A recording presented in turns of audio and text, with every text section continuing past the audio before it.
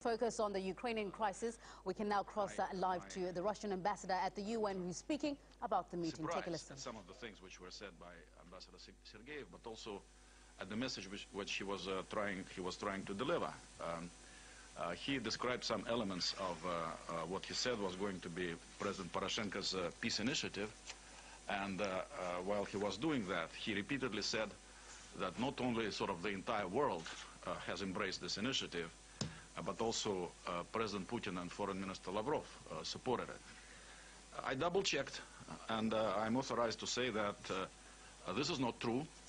It is premature to talk about our support for President Poroshenko's initiative, at least for the reason that we haven't seen it yet.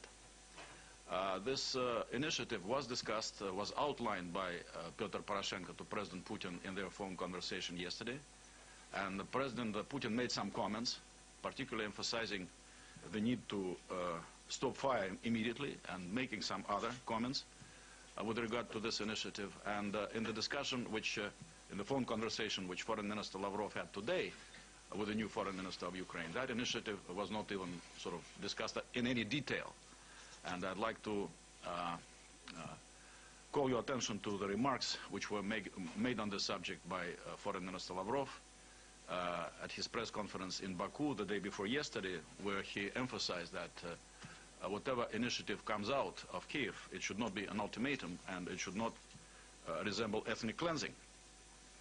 Now, there's some personal comments on what Ambassador Sergeyev said. I mean, if he outlined what will be coming as President Poroshenko's initiative correctly, then I'm afraid that it may mean a lot of trouble, because things like a 10-kilometer buffer zone along the border, corridor through which people who want to leave eastern Ukraine would be able to go into Russia, disarmament in eastern Ukraine, all those things may well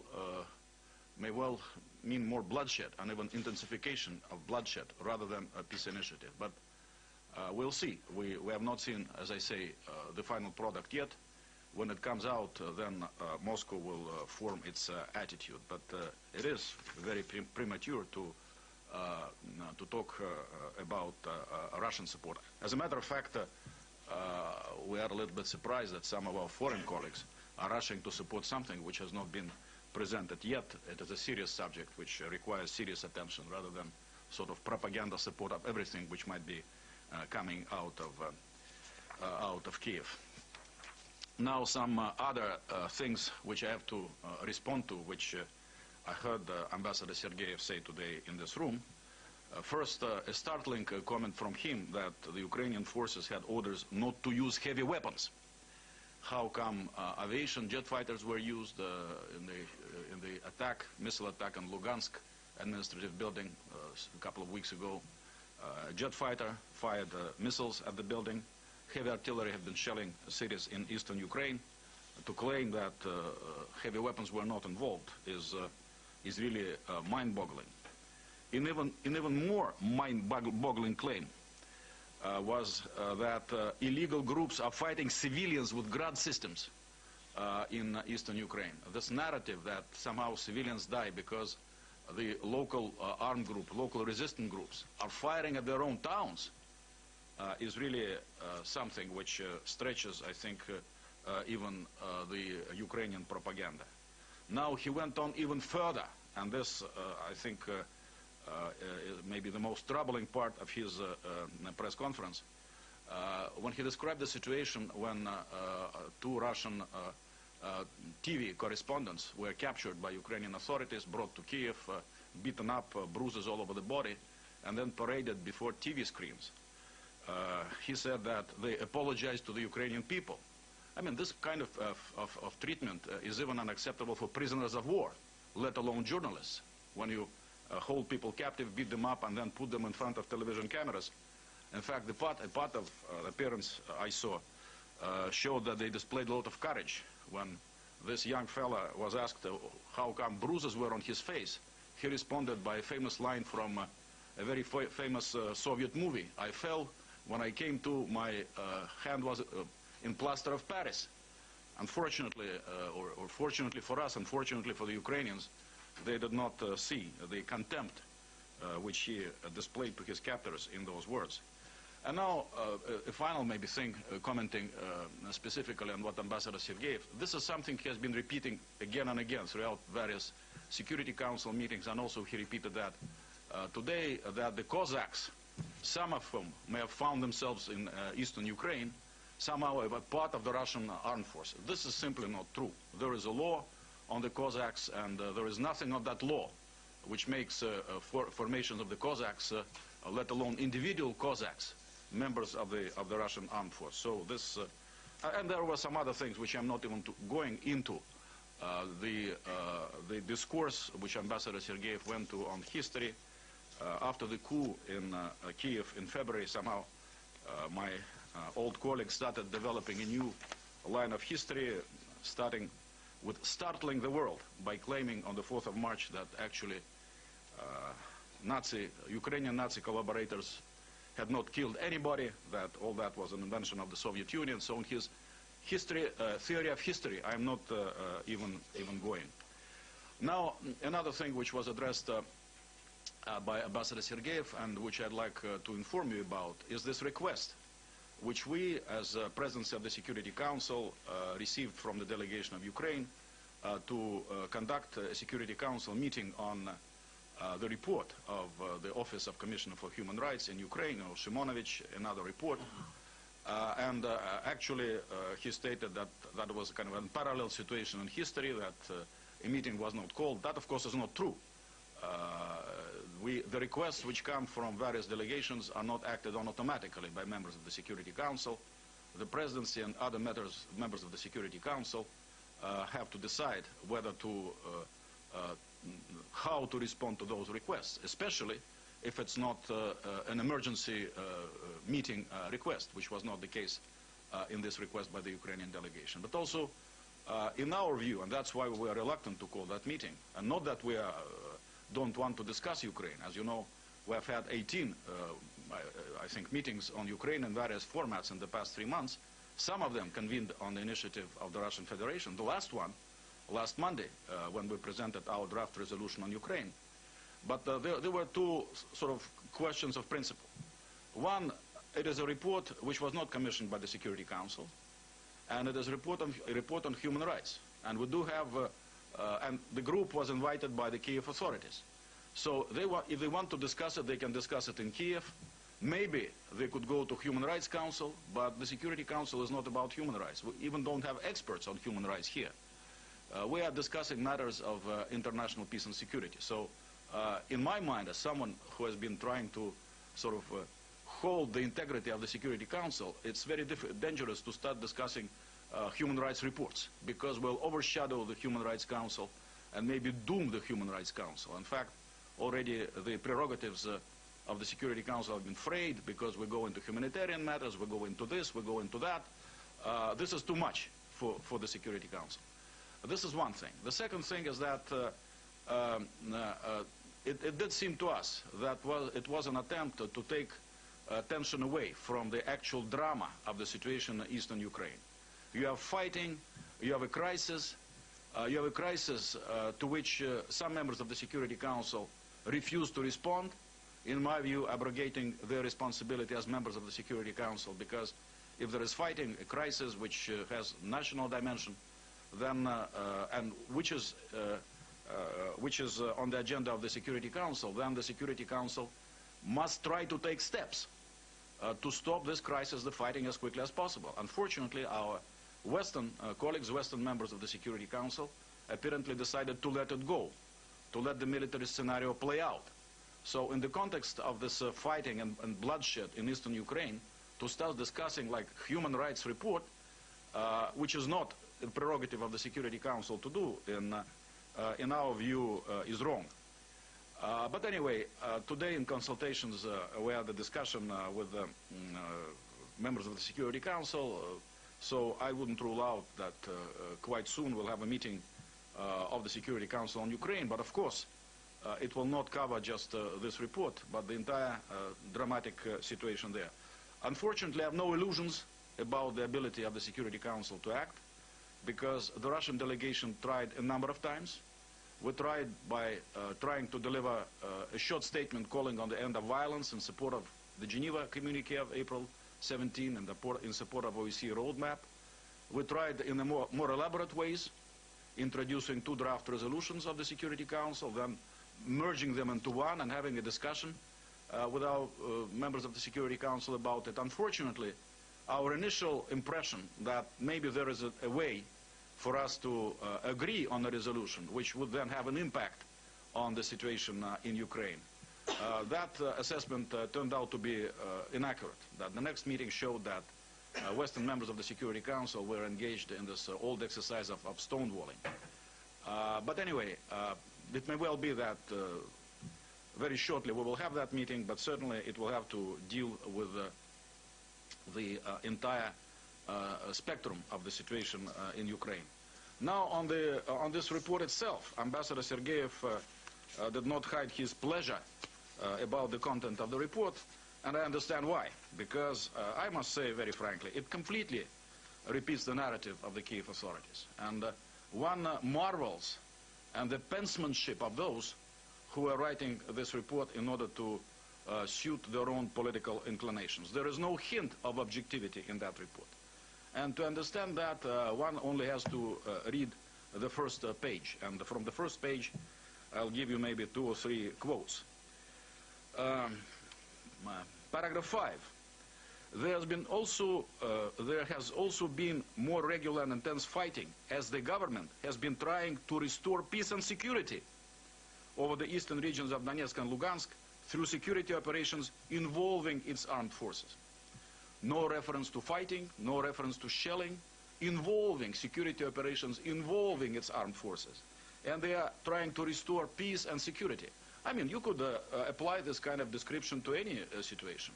You could say, they could say in their next report on Syria that the government of Syria, Damascus, is trying to restore peace and security in their country. Isn't it true? They are trying to restore peace and security in their country.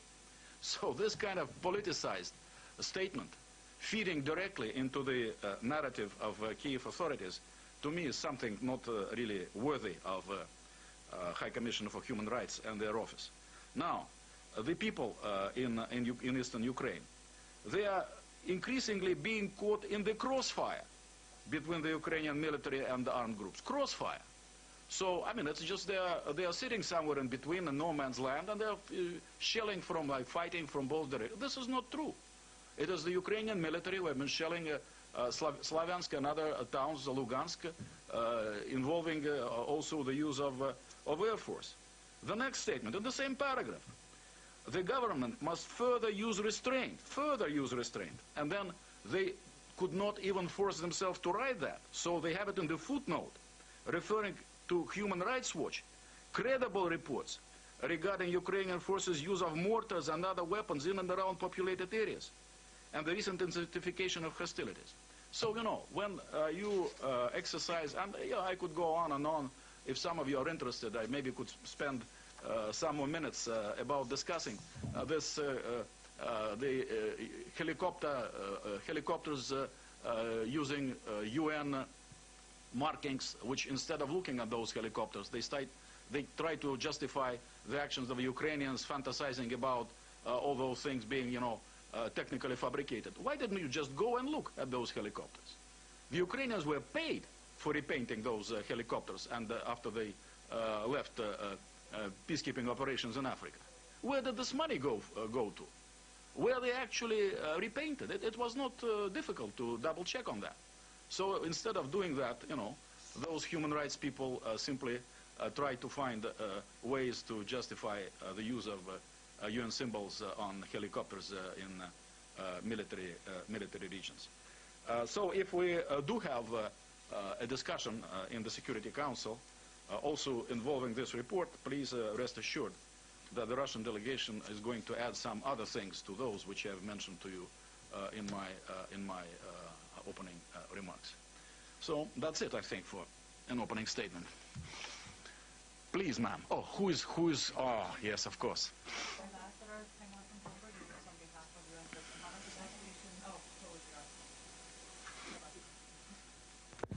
Thank you, Ambassador. On behalf of the UN Correspondents Association, thank you for this briefing.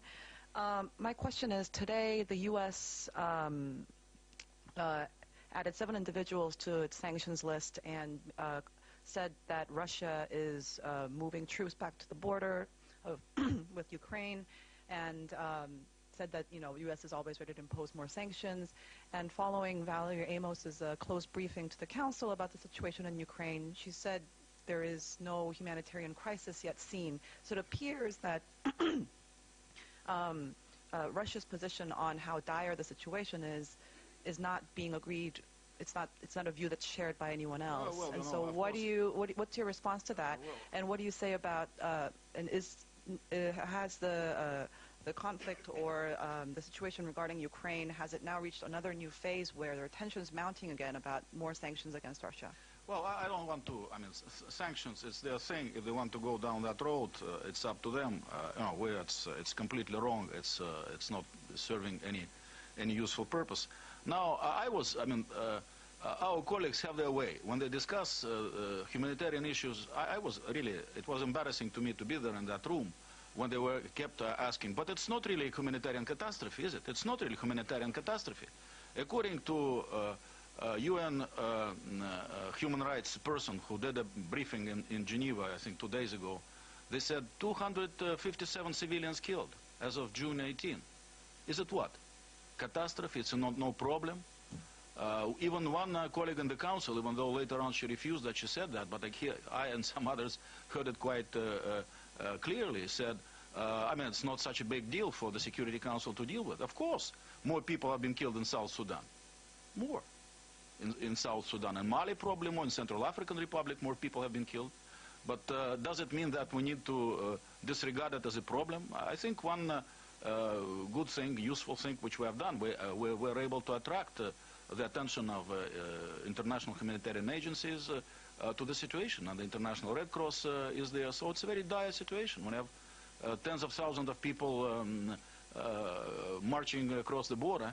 Then you have to confront this, and it's not a usual situation for any country, and especially, I mean, I'm sorry, for a European country, where you have artillery shelling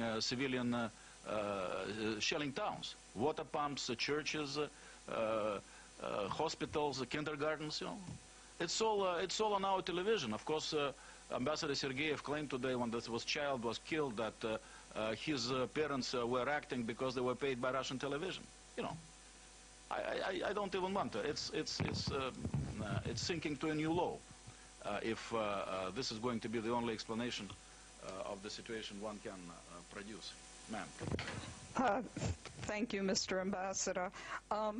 As I'm sure you know, the Secretary General gave a major speech this morning at the Asia Society on Syria, and he called for the Security Council to adopt an arms embargo on Syria.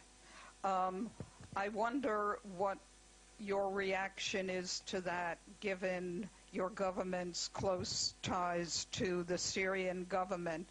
And in the speech, on the issue of accountability, the Secretary General also asked the countries that opposed referring Syria to the International Criminal Court, which were Russia and China, to come up with how other ways to ensure accountability for the perpetrators of crimes in Syria.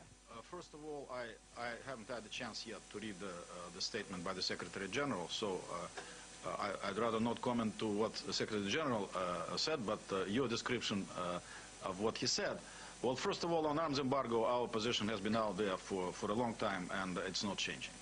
As I said in my previous appearance here, if they explain to us how the arms embargo will be enforced vis-à-vis various armed groups, then we could consider that.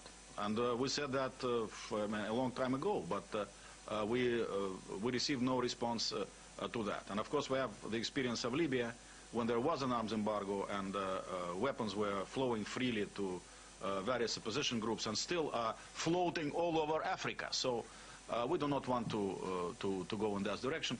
Accountability, we made our position clear when we had a vote on this ICC referral resolution.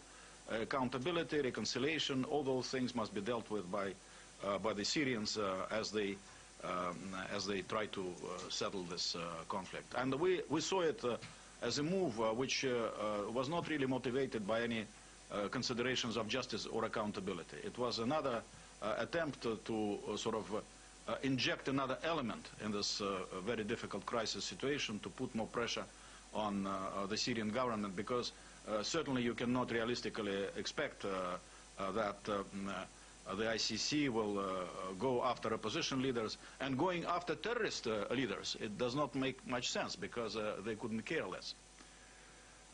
Please. No. Oh, okay, go ahead. Thank you, Mr. My question about Iraq. Near to 2 weeks, the terrorist group occupied some cities north of Iraq, and the Security Council no any draft resolution, or you said last week we are going to consultation about this meeting. What's happening about Iraq? Well, at this point, nothing much is happening in the Security Council, because we all agree that this is a very dangerous situation. We all agree that we must help the government. We all agree that there must be stronger effort at sort of national unity, and various political groups in Iraq must come together in order to defend the country against this onslaught of terrorists. We also, I think, agree that, or we have a common understanding that this is a sort of a major challenge coming from ISIS or ISIL, the way they call it sometimes differently, which is challenging not just Iraq but Syria as well, and that we need to analyze very carefully. And I hope we'll be able to do that to start this analysis on Monday, when we're going to have our discussion of the Middle East settlement. In addition to Robert Seri, we also invited the Secretariat to give us a briefing on their understanding of the terrorist situation in the Middle East, because what we have been doing, we have been discussing country to country, and the terrorists apparently, I mean, they don't recognize borders. They have their vision of geography. So now we have this ISIS fighting both in Syria and Iraq. What kind of conclusions we are going to draw from this? Actually, no, I saw a very interesting statement the other day. I think Mr. Jarba was speaking at the conference of probably Islamic conference somewhere, and you look it up, it's not going to be an exact quote. He said it's we cannot procrastinate any longer. There is this terrorist threat for both Iraq and Syria, putting them together. So in those terms, actually, I've been wondering, our Western colleagues have criticized a lot the position of the Syrian government at the Geneva talks, because as they agreed, both the government and the opposition, that the first two items on the agenda of the discussions should be, first, fighting against terrorism, second, this transitional body. So the Syrian government was insisting that first they agree on something with regard to fighting terrorists. And the opposition was saying, no, we need also to agree on something.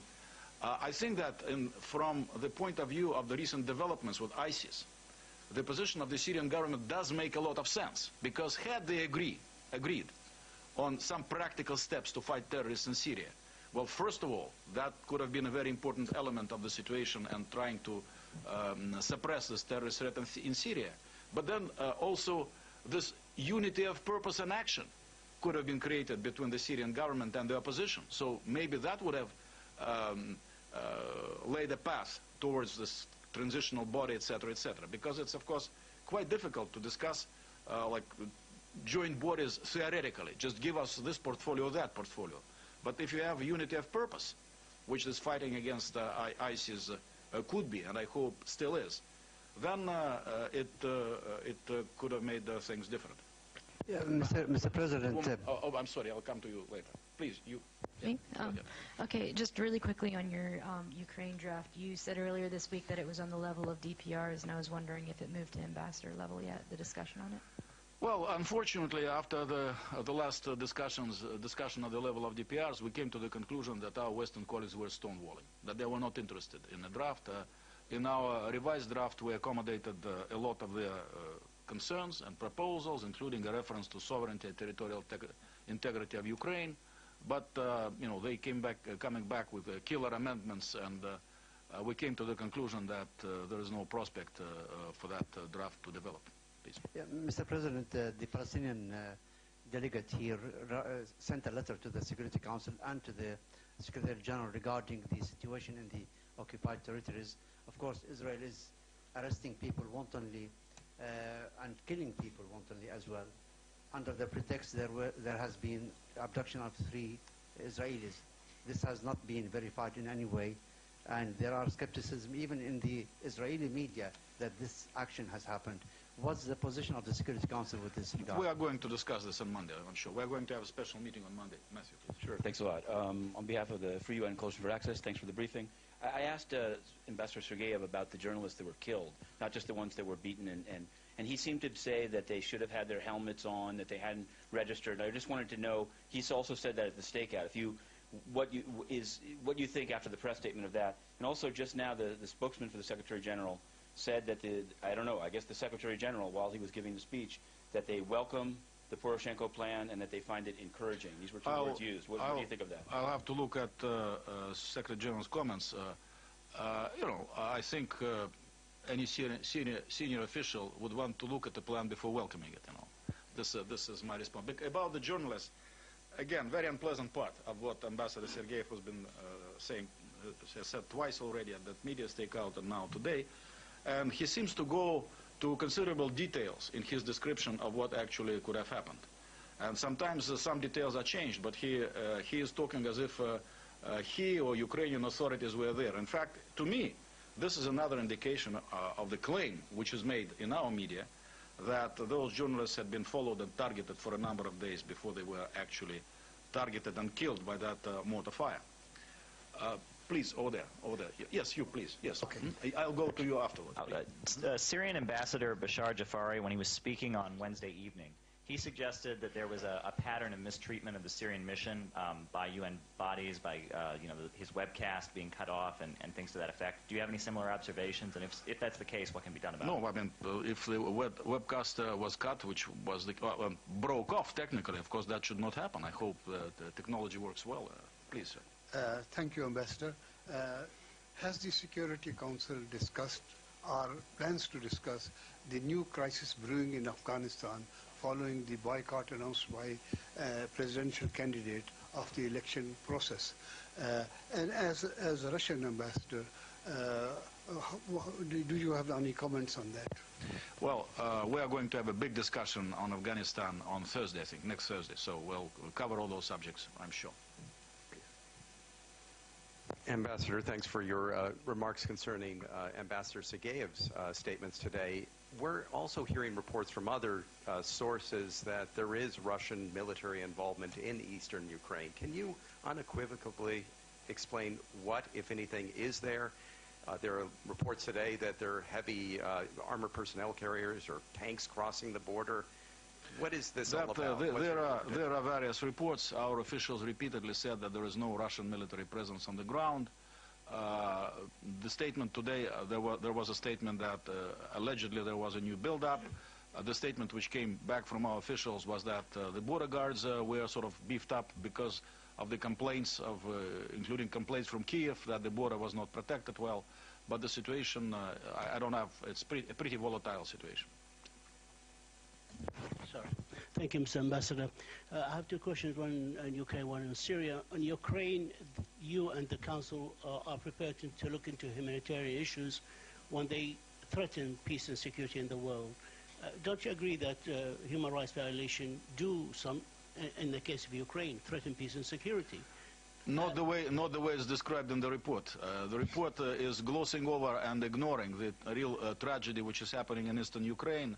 And they go sometimes in rather bizarre ways into all sorts of accusations about various things. One of my other personal bests, actually, from this report is that when it comes to the Ukrainians cutting off water supply to Ukraine, they say they do not have any presence in Crimea, from Crimea, Ukrainians to Crimea.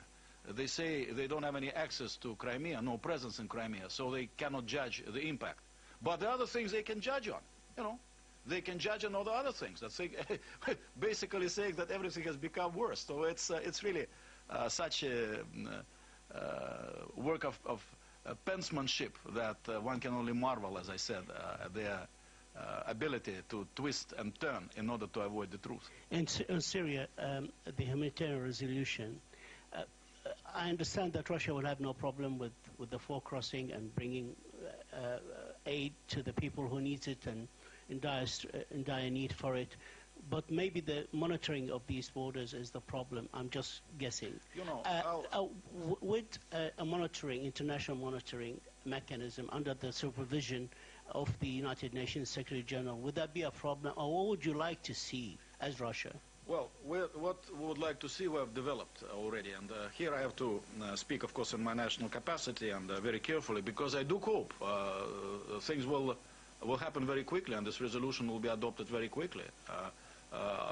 The Troika, Luxembourg, Australia, and Jordan produced a draft which we found to be something which is going to mean only trouble, but not humanitarian, helping the humanitarian situation, Chapter 7, the whole thing. But in the course of our lengthy and very detailed discussions, we produced a formula. What is it? I'd rather not discuss it because it has not been finally approved, which produced a formula which would allow humanitarian supplies to go through crossing points, additional crossing points on the border between Syria, Turkey, Iraq, and Lebanon, and which will simplify the humanitarian procedures when the goods are actually on the territory of Syria. So this formula is out there for our Western colleagues to accept. And we negotiated for a very long time and very thoroughly. Then, when the final thing was on the table, they started reflecting on what it actually means. Frankly, my suspicion is that their main interest very often is not really humanitarian issues. It's to produce some kind of a political big bang. When the political big bang is not there, when in fact we focus on the humanitarian situation, then quite often they lose interest in the entire exercise. So we'll see what comes out of this discussion on the resolution. On the same subject, do you think that they want Chapter 7 and insist on that? Well, if they insist, it's not going to happen, especially now that we have produced a way in which it can be done amicably. And incidentally, for example, we had a discussion with the Iraqis, and because one of the crossing points would be on their territory, they said, we don't want to mess up with Chapter 7. I mean, some neighbors of Iraq who would also be involved in this arrangement, they don't want that to happen. So it's just not... Do the just to follow up, is this way... Do they accept that? The Lebanese are not involved. Now we are talking about crossing points with three countries. Lebanon is not involved. Is this mechanism that you suggested under the control of the Syria, solely the Syrian government to ensure? No, it's not. It's an innovative formula, an elegant, innovative formula. I'll let you know. I'll let you know with pleasure if the resolution is adopted, with sadness if it's not adopted. But it's... No, they are reflecting. They are reflecting. We are sitting there since Tuesday, I think, and they are reflecting now. So it's a good mechanism, yes. Last question, Matthew, please. Sure. I want to go back to the Simonovich report. We were told in this room a couple of times that there would be an extensive treatment of the bombing of the Luhansk administrative building. And when I got the report, it seems like there's only one paragraph. And I asked Simonovich, and he said that they had no armaments experts on the team. Is that, I mean, who's paying for the team? And is that, what's your understanding about that? I don't know the paying procedures. If the United Nations is paying, I think they are wasting a lot of time. And, you know, it's ridiculous. They showed actually from this attack, which they used some, like, it's not like small missiles, I don't know how they, projectiles. One of them is stuck on the ground near the building, and they don't have experts, you know. Please. Two last questions. On Ukraine, just to clarify, I mean, Western members of the Council say that they would be keen to discuss the humanitarian resolution on Ukraine if Russia would agree to making a reference to the UNGA resolution that did not recognize Crimea as part of Russia, and that thereby guaranteeing, ensuring the sovereignty and territorial integrity of Ukraine. Yeah, actually, are you not willing to do that? Are you willing to do that? No, actually, this was a part of an understanding which we had with some of members of the Council. We discussed it with, that there will be reference of sovereign territorial integrity, but no reference to the General Assembly resolution. And why not? Because And because it has clear implications on the Crimea, and we are not going to have there anything which would be putting in question the fact that the Crimea has been reunited with the Russian Federation. And one last thing on Iraq. Looking at what happened with the unrest, Russia's position on how to proceed forward or revive the Geneva process is that the opposition needs to sit with the Assad government and discuss ways to address terrorism. Is that the only way, or are you looking for new ways? First of all, it's not Iraq, it's Syria you're talking about, aren't you? You said Iraq. But looking at how ISIL and ISIS has spilled over. Yeah, I just, thinking about it, I came to the conclusion that actually the Syrian government did have a very strong point when they insisted that first they must agree on how to deal with the terrorist threats. This seems to be the main challenge in the region, and the challenge is not only in Iraq and in Syria. And had they agreed to do something jointly about it, that would have been a great way to start for them working together and maybe to produce that joint transitional body which they are supposed to produce under the Geneva Accords. You understand, it's very difficult to talk about those things theoretically. Here comes the Syrian government to the table, and here comes somebody who claims he is representing the opposition and tells them, please give us half of your power, because it's said in the Geneva communique. You need to discuss it pragmatically and practically, what actually you will be doing to do together, and to start fighting terrorism together, which is also actually an appeal which was contained on the initiative of the British Prime Minister in the G8 communique in Lochern, that they should fight terrorism together. So I think that that was an opportunity which was lost. But I'm not suggesting that this is something which should be done now. I'm not suggesting to revisit this issue, because now I think we are all thinking that political process needs to restart. Unfortunately, there has been a delay of appointment of Mr. Brahimi's successor. We hope there will be successor and a good successor before too long, and then we all will need to analyze the situation and see how we can go about it. As far as we are concerned, we believe that the Geneva communique is still valid, and that the Geneva conference, it has not been declared over, so this mechanism is still there. And we must keep it in mind as we contemplate our next steps. Thank you very much. Right, there was Russian ambassador to the UN, Vitaly Churkin, there, just briefing session on Russia's position and thoughts on Syria, Iraq, as well as Ukraine. More analysis is coming up here on RT International.